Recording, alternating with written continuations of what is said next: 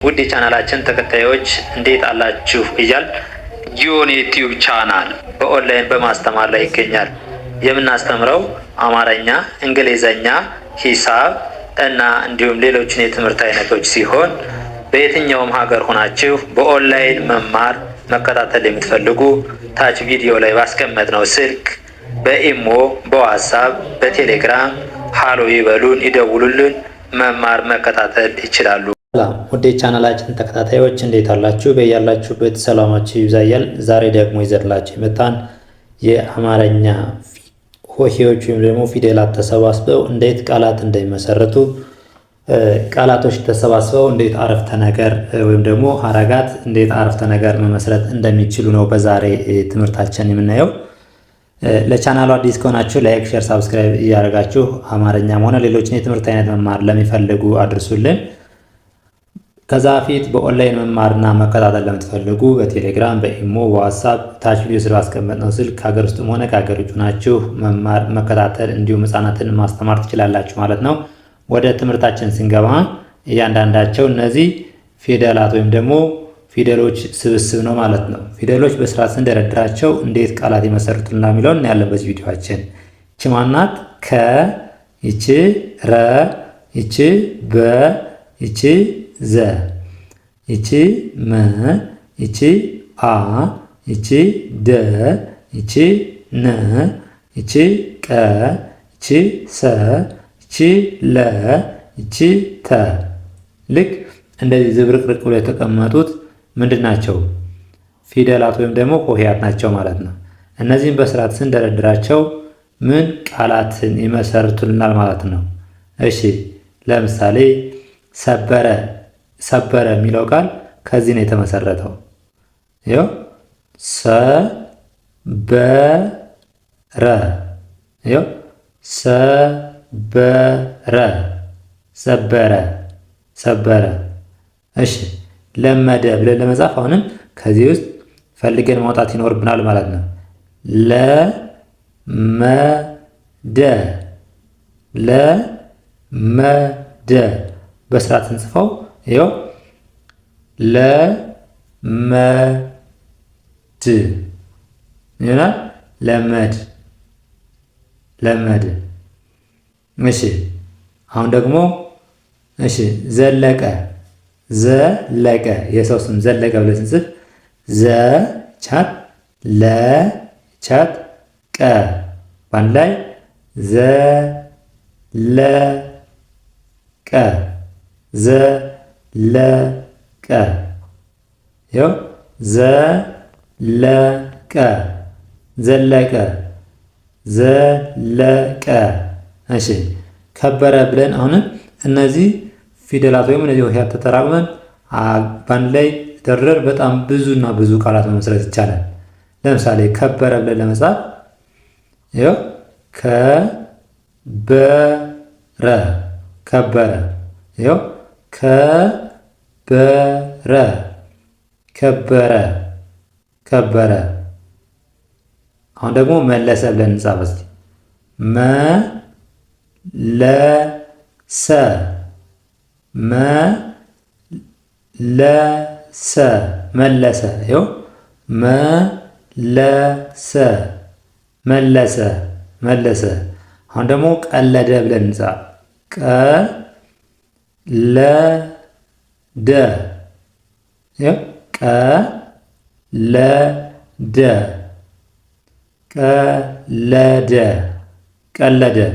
ልክ እንደዚህ ተጽፎ ስናየው ተበታትነው ትርጉም የሚሰጡ ይመስላል። ግን እንደዚህ ነው ስናያቸው ምንም ትርጉም የማይሰጡት በስርዓት አሬንጅ ስናደርጋቸው ትርጉም ይሰጣሉ ማለት ነው። ቀለደ። እሺ አሁን ደግሞ አለቀ ብለን እንጻፍ እስኪ አለቀ፣ አለቀ፣ አለቀ፣ አለቀ። ልክ እንደዚህ አድርገን እንጽፋቸዋለን ማለት ነው። አለቀ፣ አለቀ። እስኪ አደመ ብለን ስንጽፍ ደግሞ አደመ፣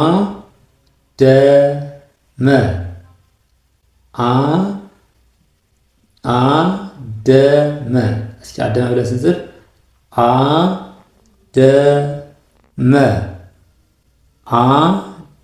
አደመ አደመ። ሻው ደግሞ ተሰበረ ብለን እንጻፍ። ተሰበረ ተሰበረ ይኸው ተሰበረ። በጣም ብዙ ቃላትን መመስረት ይቻላል ማለት ነው። ለምሳሌ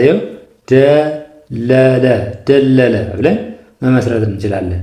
እነዚህ ቃላት ወይም ደግሞ እነዚህ ሆሄያት ወይም እነዚህ ፊደላት እየሰበሰብን ወይም ደግሞ በስርዓት እየደረደርን በጣም ብዙ ቃላት መመስረት ይቻላል ማለት ነው። ስለዚህ ፊደሎች ተሰባስበው ምን ይሰጡናል? ቃላት ደግሞ ሀረግ፣ አረፍተ ነገር እያለ ይቀጥላል ማለት ነው። አሁን ደግሞ እነዚህ ናቸው ስሞች ወይም ደግሞ ሀረግ ናቸው። ሙሉ መልእክት የሚያስተላልፉ ነገር ግን ትርጉም ያላቸው ተማሪ ትምህርት ያከብራል፣ ወደ ሆኗል፣ ጎበዝ። ተማሪ ትምህርት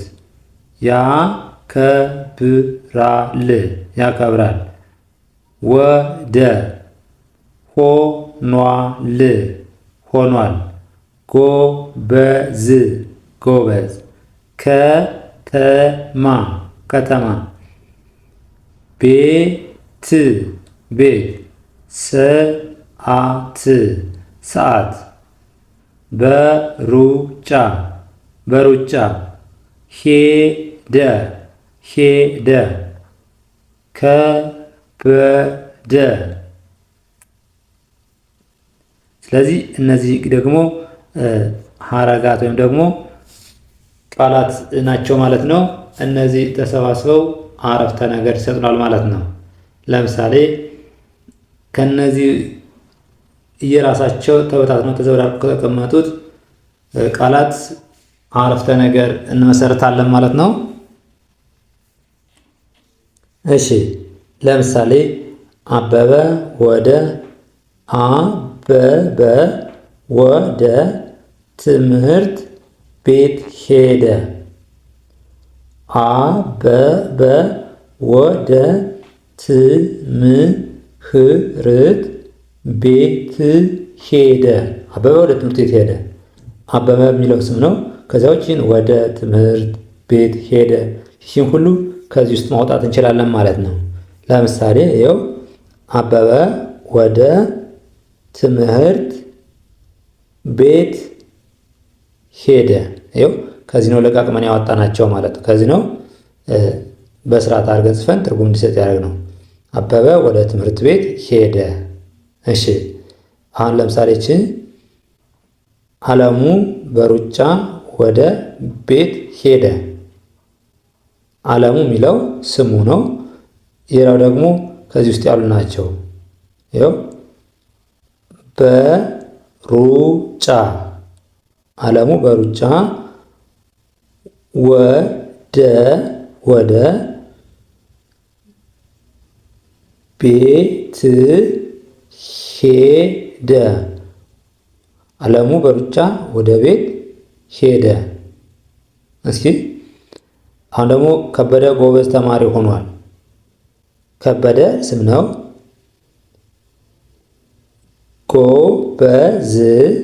ጎበዝ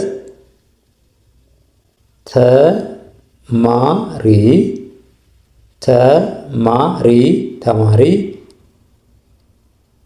ሆኗል። ጎበዝ ተማሪ ሆኗል።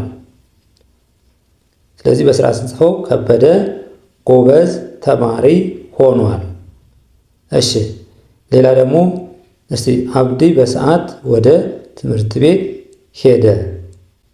እሺ በሰዓት የሚለውን ከዚህ እንፈልጋለን። በሰዓት አብዲ በሰዓት ወደ ትምህርት ቤት ሄደ። በአንድ ላይ ስናነበው አብዲ በሰዓት ወደ ትምህርት ቤት ሄደ። እሺ ያልፊያ ትምህርት ቤት ሰዓት ያከብራል። ያለፍ የትምህርት ቤት ሰዓት ያከብራል። ልክ እንደዚህ እያደረግን መለማመድ ማንበብ መጻፍ እንችላለን ማለት ነው። ከዛ ውጭ ደግሞ በኦንላይን መማርና መከታተል ለምትፈልጉ ከታች ያለው ስልክ በቴሌግራም በኢሞ በዋትስአፕ እናንተ የምትጠቀሙበት ማንኛውም ሶሻል ሚዲያ ሀይበሉን ደውሉልን። ከሀገር ውስጥም ሆነ ከሀገር ውጭ ናቸው። እንዲሁም ህጻናትን ማስተማር የምትፈልጉ ምንም አይነት የስራ ጊዜያችሁን በማይጋፋ መልኩ እናንተ በተመቻችሁ ሰዓት ደውሉልን፣ እናስተምራችኋለን። ለዛሬ ዘንድላችሁ የመጣን ትምህርት ይህን ይመስላል። በሌላ ትምህርት እስከምንገናኝ መልካም ጊዜ፣ ሰናይ ቆይታ